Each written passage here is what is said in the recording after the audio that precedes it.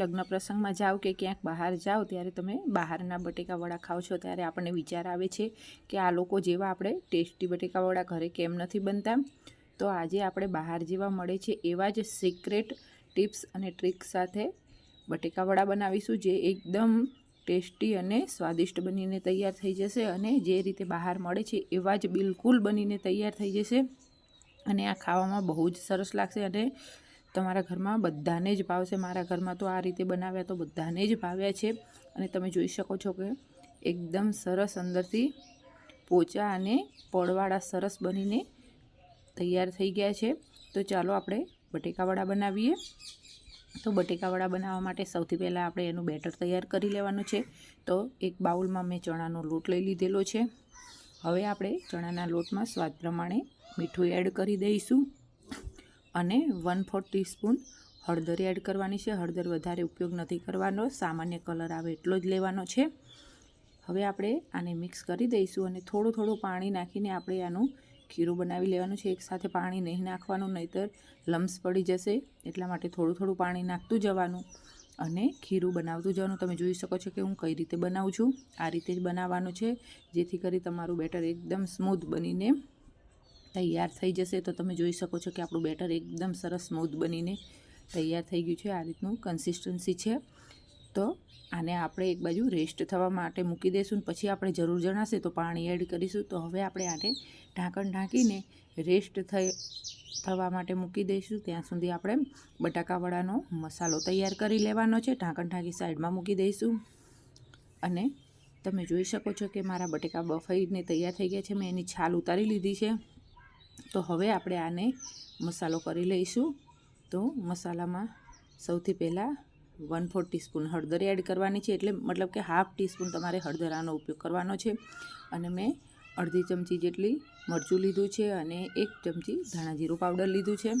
એની સાથે 1 ચમચી વરિયાળી એડ કરવાની છે અને એની સાથે જ આપણે 1 ચમચી આખા ધાણા આવે છે એ એડ કરવાના છે। જો તમારી એ રીતે એમનામ નાખવાય તો એ રીતે, ને આ રીતે હું જેમ હાથથી મસળીને નાખું છું એ રીતે નાખવાય તો એ રીતે પણ નાખી શકાય છે। તમે બહાર ખાઓ ત્યારે વરિયાળી અને ધાણા ચોક્કસ આવે છે। હવે આપણે આની અંદર સ્વાદ પ્રમાણે થોડી ખાંડ એડ કરી દઈશું।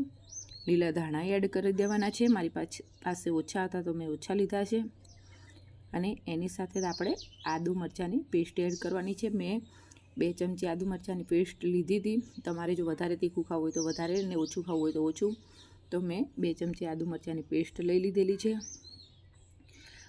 અને એની સાથે જ આપણે સ્વાદ પ્રમાણે મીઠું એડ કરી દેવાનું છે। આની અંદર મીઠું તમારે જોઈને જ એડ કરવાનું, વધારે ન પડી જાય। હવે આપણે આની અંદર 1 લીંબુનો રસ એડ કરી દેવાનો છે। આની અંદર લીંબુનો રસ, મારી પાસે આમચૂર પાવડર નથી એટલે મેં લીંબુનો ઉપયોગ કર્યો છે, બાકી જો તમારી પાસે આમચૂર પાવડર હોય તો એ જ લેવાનો, જેથી કરી આપણા બટેકા ઢીલા ના પડી જાય। એ સિક્રેટ ટિપ્સ છે, તો આમચૂર પાવડરનો જ ઉપયોગ કરવાનો। હવે આપણે આને હાથની મદદથી સરખી રીતે મેશ કરી અને બધો જ મસાલો મિક્સ કરી લેવાનો છે અને આમચૂર પાવડર આની અંદર એડ કરવાથી ટેસ્ટ પણ સારો આવે છે અને બટેકા જે ઢીલા પડી જતા હોય છે એ ઢીલા નહીં પડે, લીંબુથી ઢીલા પડી જાય છે। તો તમે જોઈ શકો છો કે મેં બધા જ બટેકાને મસાલો સાથે મેશ કરીને તૈયાર કરી દીધા છે, પણ મને આની અંદર મરચું અને સહેજ મીઠું ઓછું લાગતું હતું તો મેં પાછું અડધી ચમચી મરચું એડ કર્યું છે, થોડી હળદર એડ કરી છે અને થોડું મીઠું એડ કર્યું છે અને હવે આપણે આને સરખી રીતે મિક્સ કરી દઈશું। તમારે આમાં ટેસ્ટ કરી લેવાનો, જેથી કરી વધારે ઓછું તમને ખબર પડી જાય। તો આપણું મેશ કરેલા બટેકા બનીને તૈયાર થઈ ગયા છે।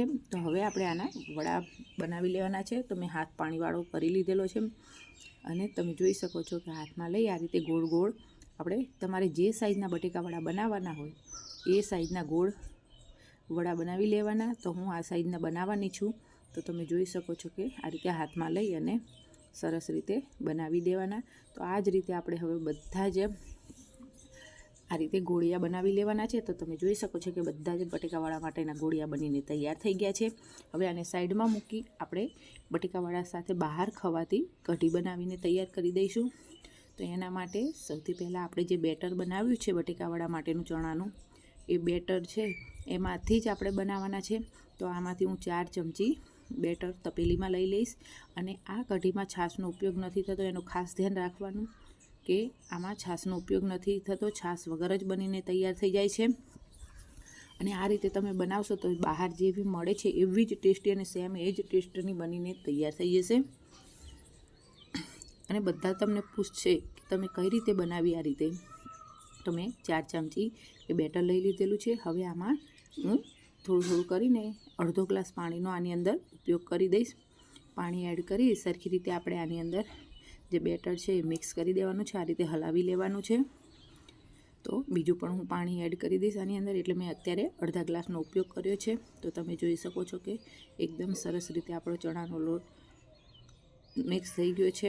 હવે આમાં મસાલા કરી લઈશું। સૌથી પહેલાં આપણે આમાં સ્વાદ પ્રમાણે મીઠું એડ કરી દઈશું, કારણ કે મીઠું આપણે ખીરું બેટર તૈયાર કર્યું ત્યારે નાખ્યું હતું, એટલે જોઈને જ નાખવાનું, વધારે ન પડી જાય એનું ધ્યાન રાખવાનું। હવે આપણે આની અંદર 1/4 ટીસ્પૂન જેટલી હળદર એડ કરી દેવાની છે અને એને પણ આપણે સરખી રીતે મિક્સ કરી દઈશું। તો આપણું કઢી માટેનું તૈયાર થઈ ગયું છે। હવે આને સાઈડમાં મૂકી વઘાર કરી લઈશું। તો વઘાર માટે મેં એક કઢાઈ લઈ લીધેલી છે, એની અંદર હું 1 પડી તેલ લઈ લઈશ। આમાં તેલ વધારે ઉપયોગ નથી થતો, એટલે 1 પડી તેલ લેવાનું છે। અને આપણું તેલ ગરમ થાય એટલે આપણે આની અંદર 1 ચમચી રાઈ એડ કરવાની છે। અને રાઈ આપણી ફૂટવા લાગે, તમે જોઈ શકો છો કે રાઈ ફૂટવા લાગી છે। તો હવે આપણે આની અંદર હિંગ એડ કરી દેવાની છે। તો હિંગ એડ કરી દઈશું અને એની સાથે જ આપણે મેં 3 લીલા મરચાં આ રીતે કાપીને લઈ લીધા છે, એ એડ કરી દેવાના છે। જો તમારી પાસે મીઠો લીમડો હોય તો એ પણ એડ કરી દેવાનું અને ઢાંકણ ઢાંકી દીધું છે। તો હવે આપણે આને સરખી રીતે મિક્સ કરી દઈશું। તો એકદમ સરસ એવો વઘાર આપણો તૈયાર થઈ ગયો છે। હવે આપણે આની અંદર જે કઢી માટેનું ખીરું તૈયાર કરીને રાખ્યું છે એ એડ કરી દઈશું।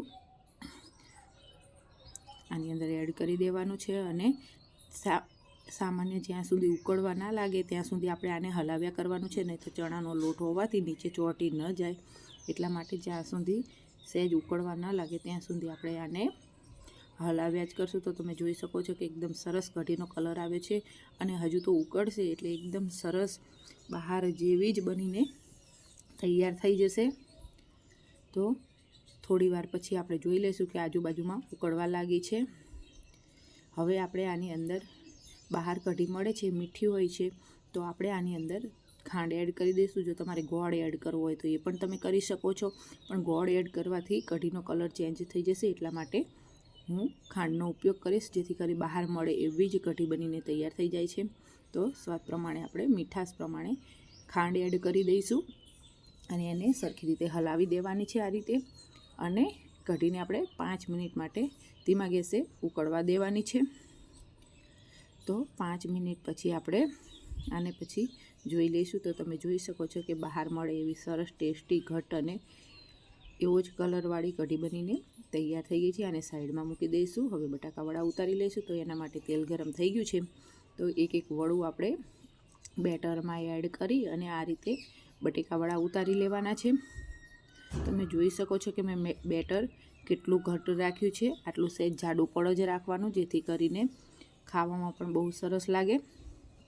તો આ જ રીતે આપણે બધા જ બટેકાવડાને તેલની અંદર મૂકી દેવાના છે, એક કરીને મૂકવાના છે। જો તમને હાથથી ન ફાવે તો તમે ચમચીની મદદથી પણ મૂકી શકો છો અને તમે હેન્ડલ કરી શકો એટલા તેલમાં મૂકવાના। હું આને એકસાથે વધારે મૂકું છું, જો તમને ઓછા ફાવતા હોય તો તમે 4-5 પણ એકસાથે તળી શકો છો। તો આ રીતે આપણે બધા જ બટેકાવડાને તેલની અંદર એક કરીને મૂકી દેવાના છે અને મીડિયમ ગેસ ઉપર તળવાના છે। જો ફૂલ ગેસ રાખીશું તો લાલ કલર પકડી જશે અને ધીમો ગેસ રાખીશું તો ચવડ જેવા થઈ જશે, એટલા માટે મીડિયમ ગેસ ઉપર જ તળવાના છે અને એને મીડિયમ ગેસ ઉપર થવા દેવાના છે। તો થોડી વાર પછી આપણે જોઈ લઈશું કે આપણા બટેકાવડા છૂટા પડી ગયા છે નીચેથી। તો હવે આને પલટાવી લેવાના છે અને બીજી બાજુ પણ તળી લેવાના છે।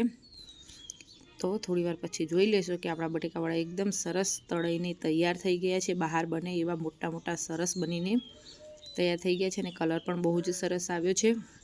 તો આ જ રીતે આપણે હવે બધા જ બટેકાવડા બનાવીને તૈયાર કરી લેવાના છે। તમે જોઈ શકો છો કે કેટલા સરસ મોટા મોટા બનીને તૈયાર થઈ ગયા છે। આ રીતે આપણે બધા જ બટેકા બનાવીને તૈયાર કરી લઈશું બટેકાવડા। તો બહાર જેવા મળે એવા ટેસ્ટી એવા બટેકાવડા બનીને તૈયાર થઈ ગયા છે અને મેં મરચાં તળીને લઈ લીધા છે, એમાં હું થોડું મીઠું એડ કરી દઈશ. અને આ રીતે જો તમે બનાવશો તો તમારા ઘરમાં બધાને જ બહુ ભાવશે અને એકદમ ટેસ્ટી અને બહાર જેવા જ બનીને તૈયાર થઈ ગયા છે. તો તમને આ મારી રેસીપી કેવી લાગી એ કોમેન્ટ બોક્સમાં જરૂરથી બતાવજો. અને મારી ચેનલને લાઇક કરજો, શેર કરજો અને સબસ્ક્રાઈબ કરજો. અને બાજુમાં આવેલા બેલ આઇકનને ક્લિક કરજો, જેથી કરી મારા આવનારા હર નવા વિડીયોનું નોટિફિકેશન તમને મળી રહે. અને તમે જોઈ શકો છો કે એકદમ બહાર જેવી જ કઢી બનીને પણ તૈયાર થઈ ગઈ છે. અને આ આવી અવનવી રેસીપી તમને ચોક્કસથી જોવા મળશે. તો તમે પણ ઘરે એક વખત જરૂરથી ટ્રાય કરજો આ રીતના બટેકા વડા. અને તમારા સપોર્ટની મને ખૂબ જ જરૂર છે, તો પ્લીઝ સપોર્ટ કરતા રહેજો. તો ચાલો મળીએ હવે આવતી નવી રેસીપી સાથે નવા જ વિડીયોમાં. Thank you.